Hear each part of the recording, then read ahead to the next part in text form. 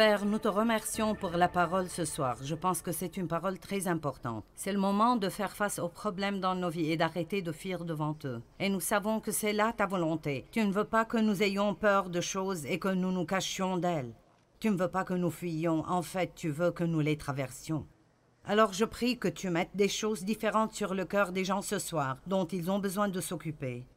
Et que tu fasses ce soir ce que toi seul peux faire. Nous le demandons au nom de Jésus. Amen. Je veux vous parler ce soir de façon dont les gens fuient leurs problèmes.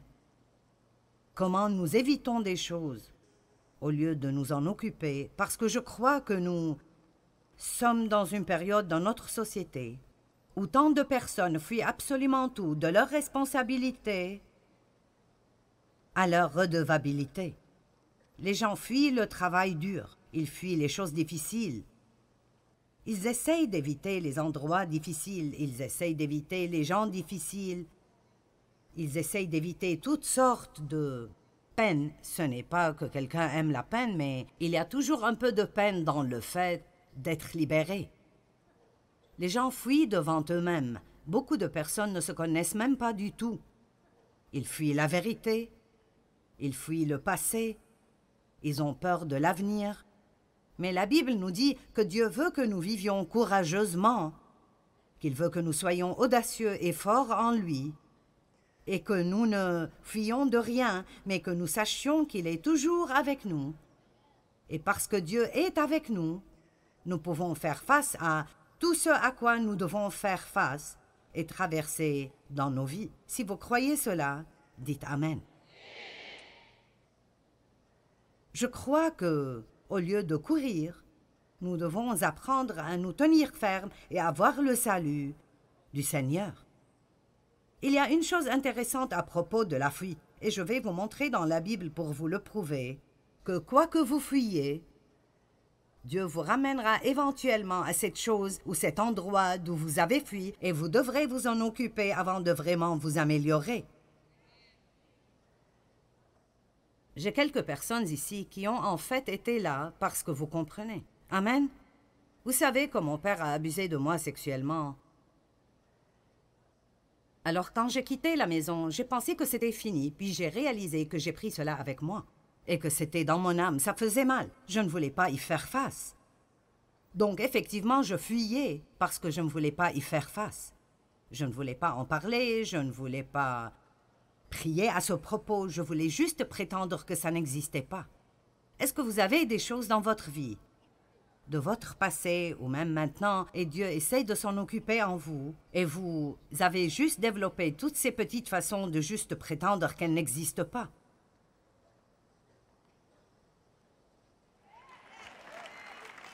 Parce que vous ne voulez pas vous en occuper. Laissez-moi vous dire quelque chose. Mettre les choses sous le tapis, façon de parler, est en fait une chose très dangereuse. Juste parce que vous avez choisi de ne pas les regarder ne veut pas dire qu'elles ne sont pas là. Et Dieu nous a oints pour nous occuper des choses et pas pour fuir. Eh bien, éventuellement, et je ne suggère pas que quiconque fasse ce que Dieu m'a fait faire, je suggère néanmoins que vous fassiez tout ce que Dieu vous demande de faire. Vous n'avez pas besoin de faire ce que Dieu m'a demandé de faire, mais vous devez faire ce que Dieu vous demande de faire, et il nous guide de façon différente. Donc, je priais un jour et j'ai senti que Dieu me disait « Le moment n'est pas encore arrivé, mais le moment viendra où tu devras aller et confronter ton Père à propos de ce qu'il t'a fait. » Si vous savez déjà ce qu'est l'abus sexuel parce que c'est arrivé avec vous ou parce que vous connaissez quelqu'un avec qui ceci est arrivé, tout cela opère basé sur ce secret horrible. Ne dis à personne, ne dis pas à ta mère, ne laisse personne savoir. L'agresseur vous dit que c'est une bonne chose, mais en même temps, il vous dit de le cacher, ce qui n'a pas de sens du tout. Donc j'ai passé ma vie entière à cacher tout ce qu'il me faisait. J'avais peur de dire à quiconque. Et La dernière personne que je pouvais confronter était lui. Je me souviens qu'une fois, je lui ai écrit une lettre lui disant combien ce qu'il faisait me rendait misérable. Et j'ai eu tant de problèmes et j'ai été punie. Et alors j'ai eu peur de même essayer de lui dire quoi que ce soit de nouveau. Et l'une des choses les plus dévastatrices pour moi était d'être forcée d'agir comme si j'aimais quelque chose qu'en fait je haïssais et je détestais. C'était de la manipulation et du contrôle de la pire manière.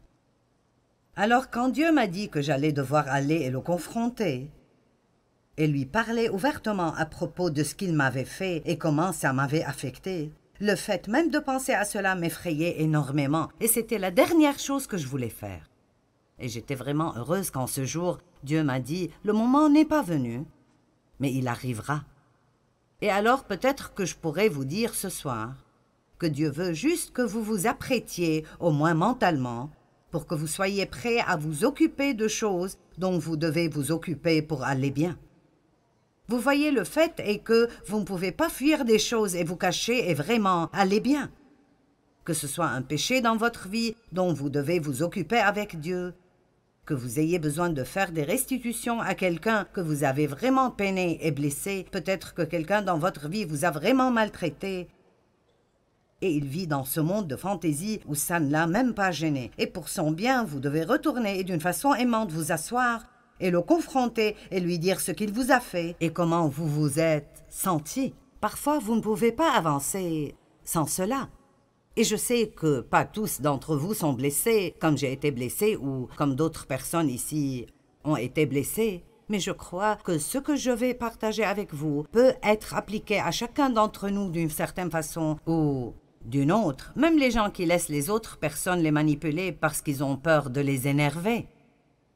Ne laissez pas quelqu'un d'autre voler votre vie parce que vous avez peur de leur dire « Tu n'as vraiment pas le droit de me contrôler et de me manipuler et je ne te laisserai pas continuer à le faire. » Quelqu'un peut dire « Amen » ?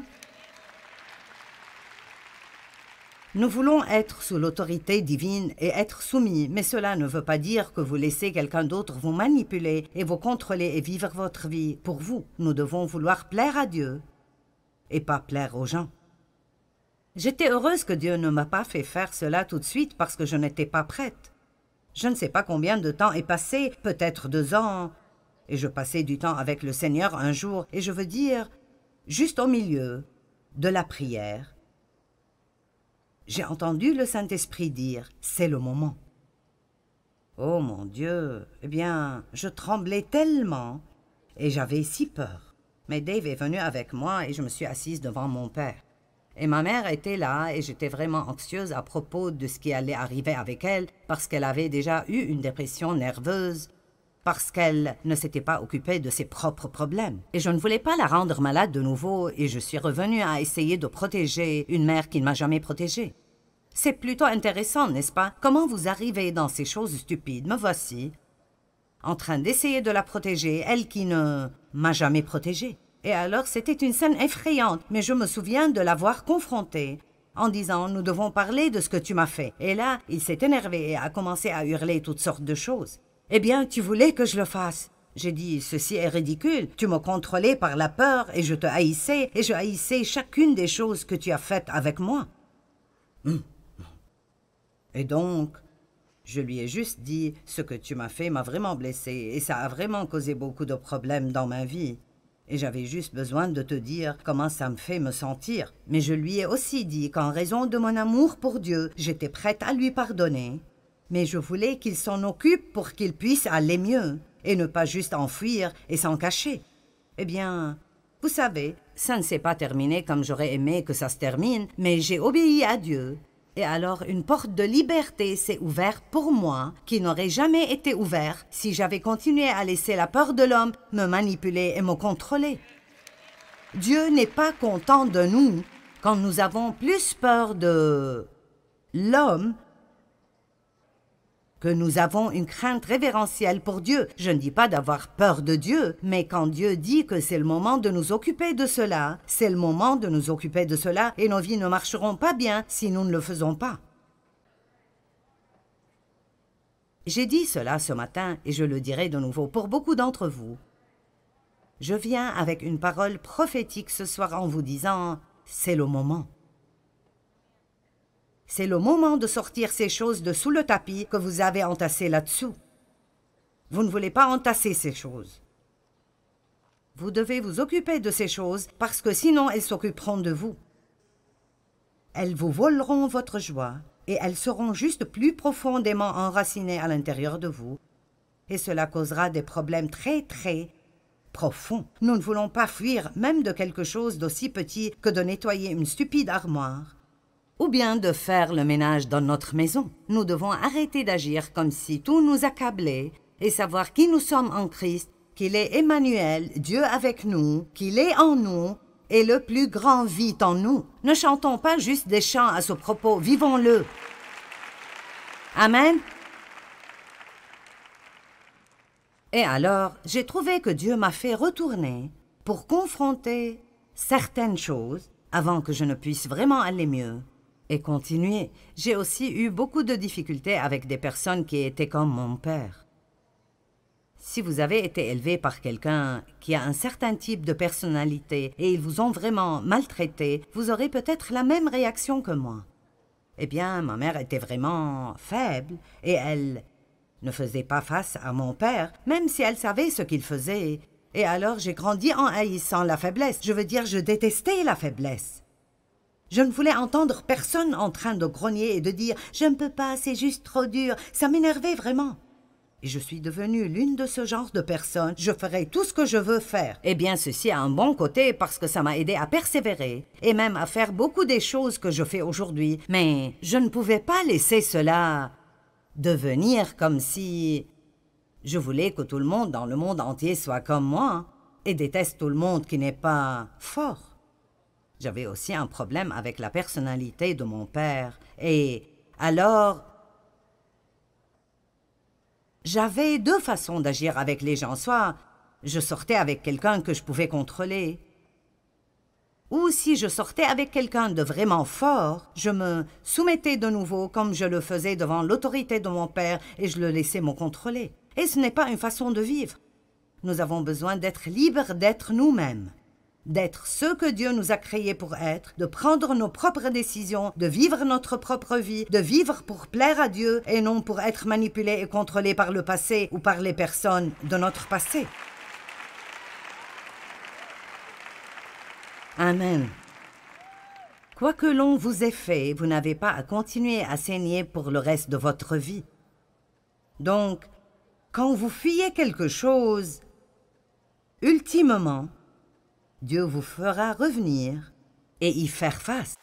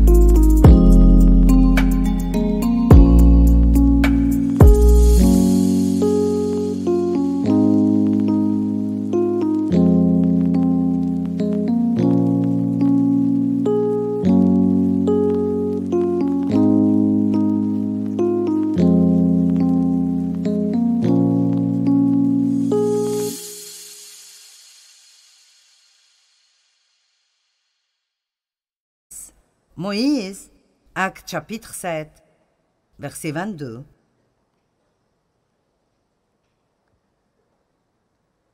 Moïse fut instruit dans toute la sagesse et la culture des Égyptiens, et il était fort et puissant en parole et en œuvre. Vous voyez, Dieu l'entraînait pour quelque chose qu'il allait faire des années plus tard. Et vous pensez peut-être que ce que vous faites est si inutile parce que vous avez un rêve de faire cette autre chose. Mais tout ce que nous faisons fait partie de la chose suivante que nous ferons. Amen. Et il avait 40 ans lorsqu'il lui vint dans le cœur de visiter ses frères, les fils d'Israël, pour les aider. Il avait un désir d'aider les gens, c'était bien. Il en vit un qu'on maltraitait injustement, et prenant la défense de l'homme opprimé, il le vengea et frappa l'Égyptien et le tua. Il pensait, et j'aime ce verset, et je vous parlerai un peu plus à son propos demain, il pensait que ses frères comprendraient que Dieu voulait se servir de lui pour les libérer. Il avait pris pour acquis qu'ils l'accepteraient, mais ils ne le comprirent pas. J'ai pensé que quand Dieu m'a appelé dans le ministère, que tout le monde applaudirait, mais ils n'ont pas applaudi.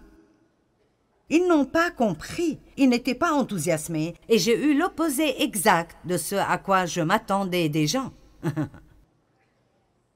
Est-ce que vous obtenez parfois l'opposé exact de ce que vous attendiez des gens? Dieu ne veut pas que nous prenions nos décisions basées sur si les gens applaudissent ou pas. Il veut que nous le fassions parce que nous croyons que c'est ce qu'il veut que nous fassions. C'est le moment pour que certaines personnes se lèvent et soient fortes en le Seigneur et arrêtent d'être manipulées par l'opinion populaire.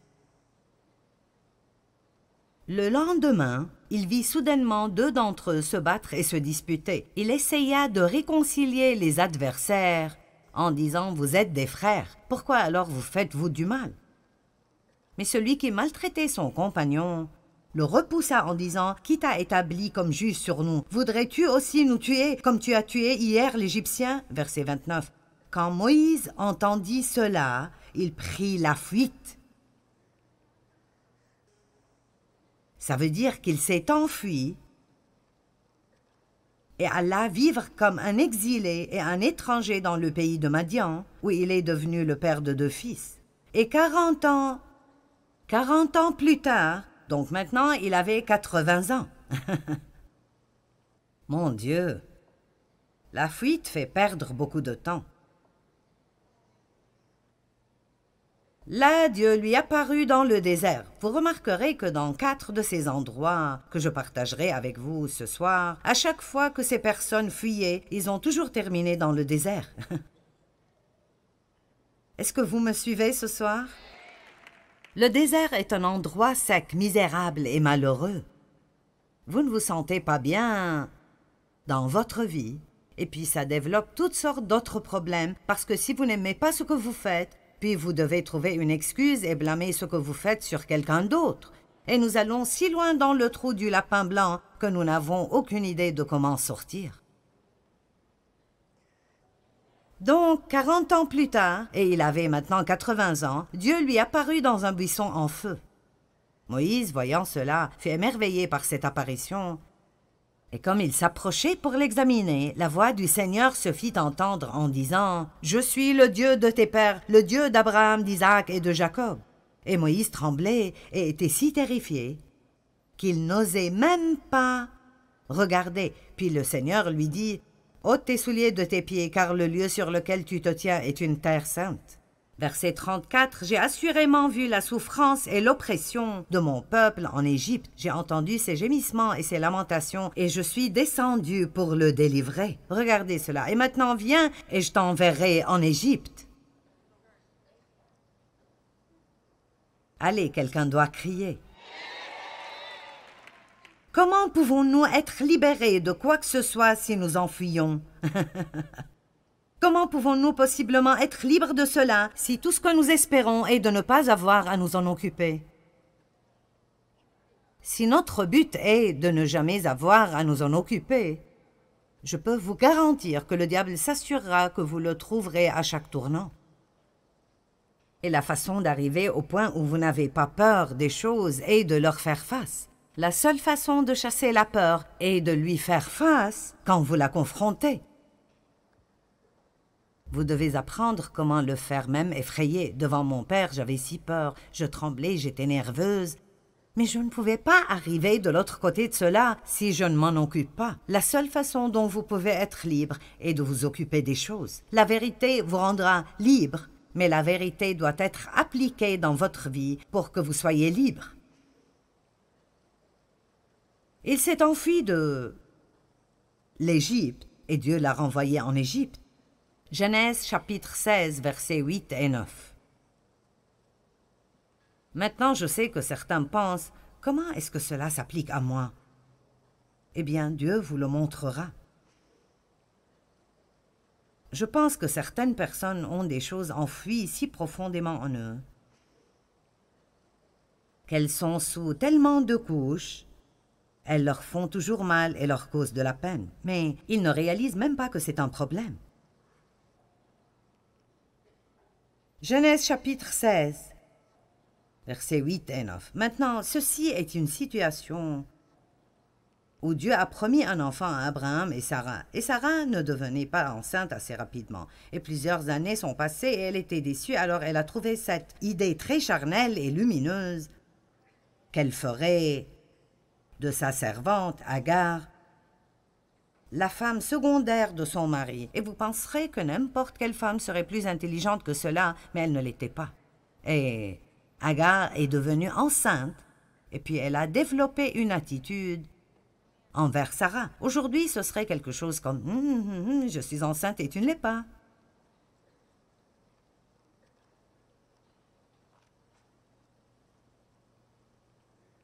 Alors Sarah est arrivée au point où elle ne voulait plus qu'Agar soit aux alentours. Donc Abraham l'a fait partir. Il l'a traitée d'une façon affligeante, il ne l'a pas fait partir et elle a fui. Le verset 6 dit qu'elle a couru ou elle a fui cette situation. Verset 7, l'ange de l'Éternel la rencontra près d'une source d'eau où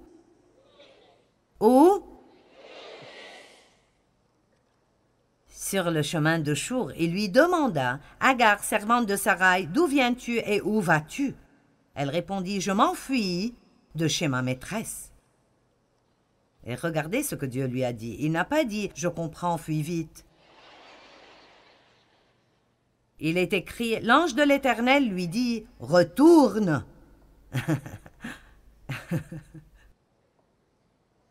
Eh bien, retourne auprès de ta maîtresse et humilie-toi devant elle. Maintenant, quel genre de chose est cela? Ici, cette femme, Sarai, la maltraite. Elle fuit cette situation et ça semble être une chose raisonnable à faire. Écoutez-moi, juste parce que vous voulez fuir d'un endroit qui vous est inconfortable, ça ne veut pas dire que Dieu veut que vous partiez.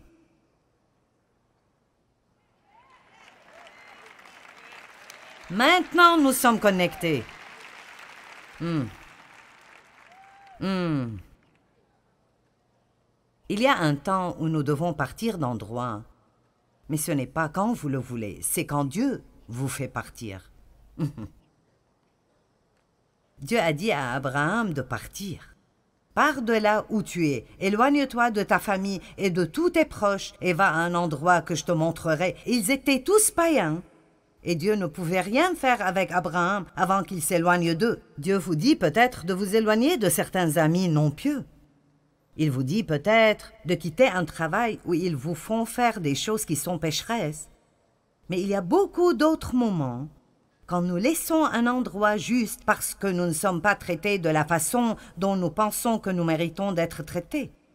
Et peut-être qu'apprendre comment régler certaines de ces choses est exactement ce que Dieu veut et il nous a placés à l'endroit où il veut que nous soyons. Je travaillais dans un autre ministère pendant 5 ans et je ne sentais pas que j'étais traitée comme il faut.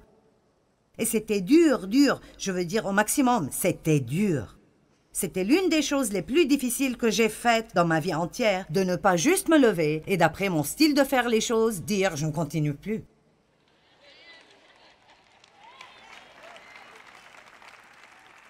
Mais cela aurait été facile. Et puis, une fois de plus, J'aurais pu éviter quelqu'un d'autre qui avait la personnalité de mon père. J'aurais pu prendre soin de moi-même au lieu d'attendre que Dieu prenne soin de moi. Êtes-vous là? Et je savais dans les profondeurs de mes entrailles que Dieu ne voulait pas encore que je parte. Juste parce que vous voulez faire quelque chose, ça ne veut pas dire que vous pourrez le faire. Dois-je dire ça de nouveau? Juste parce que vous voulez faire quelque chose, ça ne veut pas dire que vous pourrez le faire. Si nous allons être vraiment soumis à Dieu, pensez-vous que c'était facile pour Dave de rester avec moi les premières années de notre mariage? Ça ne pourrait pas l'être. Et je ne pense pas que Dave a vraiment un jour sérieusement pensé partir, mais il est finalement arrivé au point où il m'a dit « Si tu continues d'agir comme tu agis, je ne suis pas sûre de ce qui va se passer. » Et ceci était en quelque sorte comme si Dave disait « Je pourrais très bien abandonner si cela continue. » Et je savais qu'il n'était pas le type de personne qui ferait des menaces. Il m'a épousée parce qu'il sentait dans son cœur qu'il était supposé le faire, et il était engagé à rester jusqu'à la fin. Et je crois que parfois Dieu prendra un chrétien mature et il le mettra avec quelqu'un qui est brisé et qui a besoin d'aide. Oui, je sais que certains d'entre vous disent « Oh mon Dieu !» Dans notre société, nous sommes devenus accros au confort. La Bible dit que nous devons servir Dieu, que ça nous convienne ou pas, que ce soit confortable ou pas, pendant la saison ou hors saison.